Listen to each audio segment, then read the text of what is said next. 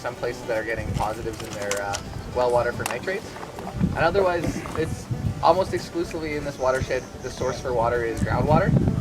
Nowhere here uses surface water that I know of. The Office of Drinking Water is the regulatory body that kind of regulates all the water sources in Manitoba. And basically we're looking at the public and semi-public designations of drinking water systems. Publics are defined as 15 or more connections on a water source, and semi-publics are anywhere from 4 to 14. The wells here secure. All they do is chlorinate and send it out. They don't do any other treatment besides disinfection. There is, for public water systems, we have Fisher Branch, which is right behind me, and the Pine Dock public water system. They have an estimated about a day of time. If their wells were ever to go down, they can provide water for a day without running out with their contact tanks. So it's not a big window, but they do have 2 wells for backup as well, or a backup well as well.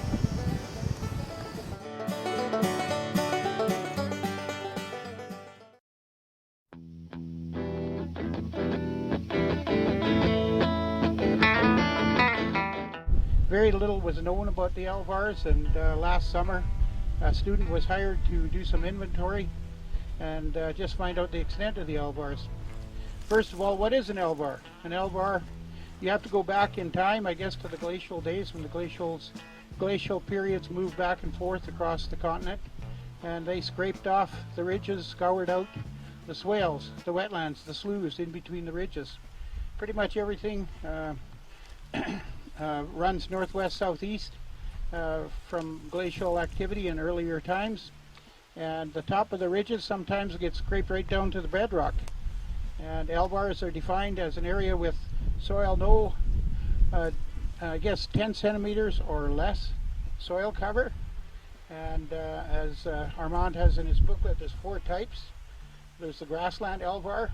This one seems to be a little bit of a mix here. There's shrubby species here. These are mostly native species. Shrubby cinquefoil potentilla. There's Saskatoon. Typically Saskatoon grows a lot bigger than that. That one might get a little bigger. Stunted growth due to the lack of substrate over the bedrock.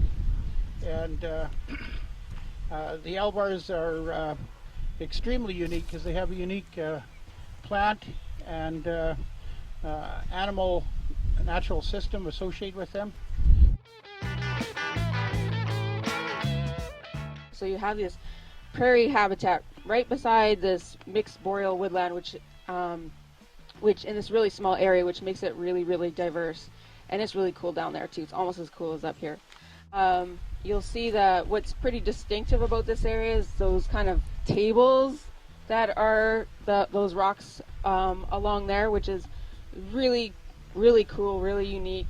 If you go up close to these rocks, you'll see kind of like crevices, I guess you could call them, where there's some mosses growing. The mosses exist in a situation where during the springtime there's a lot of, they grow under the snow melt situation, and they dry out during the summertime and through the fall, and they seem to persist under those kind of extreme circumstances, and that's not common in the Interlake. It's threatened because this area has a very desirable gravel component.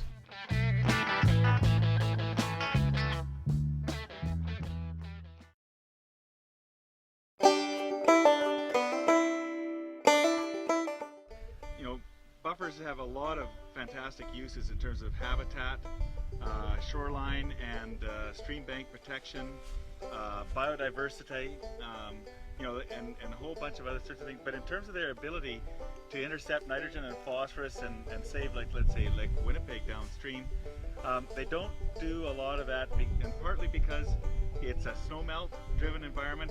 Vegetation isn't alive and it's not intercepting things.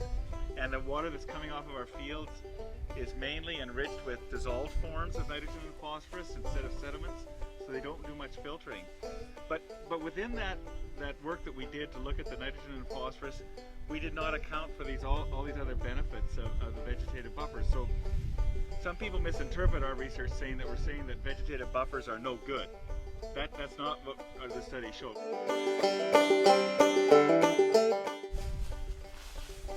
Hi, I just want to mention this belongs to my son, and we graze this twice a year, once here about the end of July and then in the fall, but just for a few days. And like you can see back here on the curve there, like these cows, once they get used to the river, doesn't matter how deep it is, they'll go back and forth 4 or 5 times a day. But you can see it's starting to grass in there and that, because they're only out here very little. It's very difficult to keep cattle out of a waterway, period. And they have a lot of different reasons for going down towards a waterway, and it might be to seek shade, it might be to roll in the mud, it might be to cool off and get away, and so there's a variety of reasons why cattle will, what we call, socialize, you know, around a dugout or a creek or anything else like that.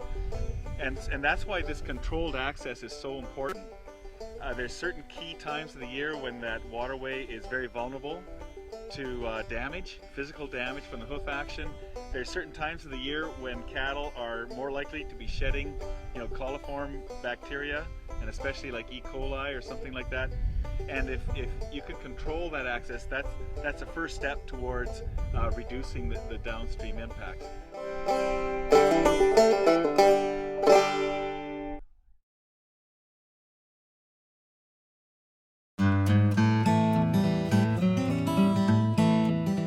Back in the 70s, when flooding was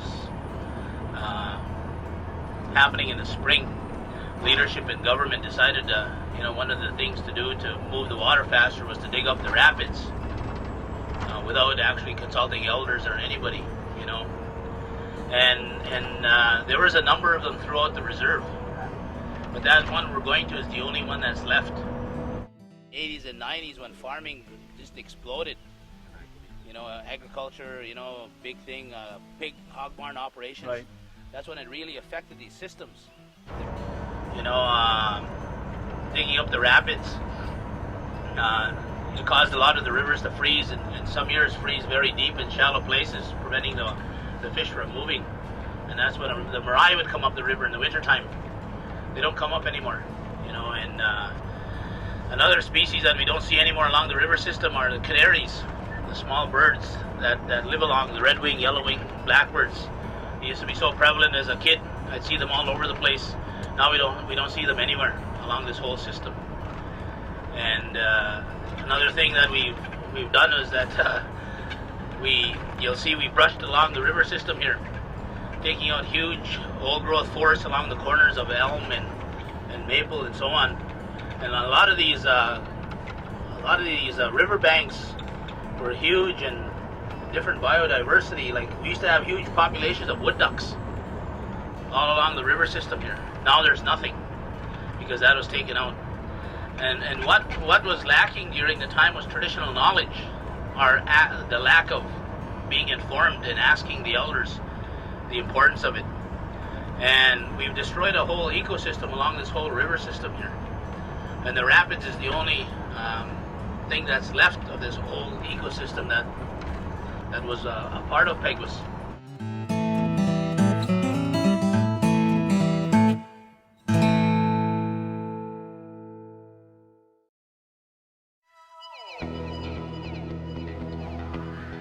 We're originally from the Norway House Cree Nation, which our people moved just shortly after the signing of Treaty 5. You'll notice the river divides the community. We have homes situated on both sides of the river, and we don't have a lot of land here. We try to just best use the land that's available for commercial development and also residential. But part of our long-term planning is to open up more land in the community with drainages and other things, of course, which will have some impact on the watershed. We did an environmental audit here back in around 1990, one being the location of the landfill in the community. It was situated in more so in the central part of the community. So part of our long-term planning was to relocate that landfill to a safer area in the community that wouldn't have any impact. So that's sort of one of the items that came out of the environmental planning. Also the water treatment, sewage treatment was identified part of that environmental audit. So those pieces are completed now. But our community also is prone to flooding, which occurs almost on a yearly basis. But we've, since going back to the early 70s, the community has been active in, I guess we'll call it flood mitigation. Our homes are built to what they call the 100-year flood level here in the community. We also, we did relocate homes out of the flood area for a number of years, but now we're at a point that homes, just because of the shortage of land in recent years, we've been building homes back in the floodplain, but we still build to the 100-year flood level and take as much precaution as possible during flood seasons to protect those homes. And I guess related to the flooding is the development of the community. We opened a new water treatment facility and sewage treatment plant just about 2 years ago now. And concerns we had with the watershed was contamination of the aquifer because of the farming operations located south of the community. We were, through our testing program, nitrates were showing up in our water. And so after many years of lobbying government, we were successful in the water treatment. Part of our planning also for the watershed is we don't use septic fields anymore as a part of our housing. The homes are now on holding tanks, and as fields, when they reach, I guess, the end of their use, they're converted to holding tanks. We install holding tanks in the homes. And we also deliver water to the new homes. Like, we're always conscious of how we develop in the community, where we locate facilities, how the facilities are going to be hooked in on our water sewer. We look at impacts, for drainage. So we take all that into consideration as a part of our planning. One of the things we've talked about is this river here. This used to be, I guess way back in the early 70s, there actually used to be a bridge right here. You can still see the embankments, but the bridge was taken down as a part of the flood proofing of the community. It created a bottleneck here in the river, and there was a lot of ice jams, which would back the river up. So the leadership decided to take the bridge down. But part of the river, if you were here 30 years ago, you would have seen all the rock in the river here, which was good for the spawning. They bulldozed the whole river here from about probably just about a quarter mile up the river right down to this point, basically taking out all the spawning beds. And one of the things we talked about is the possibility of putting the beds back into the river, create more spawning beds for the fish. That's one of the things we're going to be looking at. The commercial fishers are a big part of our community, and we want to ensure that we, protect the waterway Fisher River, because this river also is a spawning area for fish. We have pickerel that come up every spring up the river to spawn. We've got bass that spawn in the river. Some of the less viable, I guess, in terms of commercial being able to sell them, like we have mullet also, carp that come up the river in the spring. But maybe just to let you know also in terms of the viability of the fisheries, we're looking at, we're actually in a partnership with the University of Winnipeg right now to harvest rough fish such as carp, mullet, and we're going to be, well, part of our project, and we're in year 2 now of testing. We're developing a biofish product, which is fish fertilizer. So if everything goes as planned, we'll be going to the business plan stage this fall. And then just in terms of, I guess, the long-term development of the community, Fisher Bay, as some of you are probably aware, is now a new provincial park. That was part.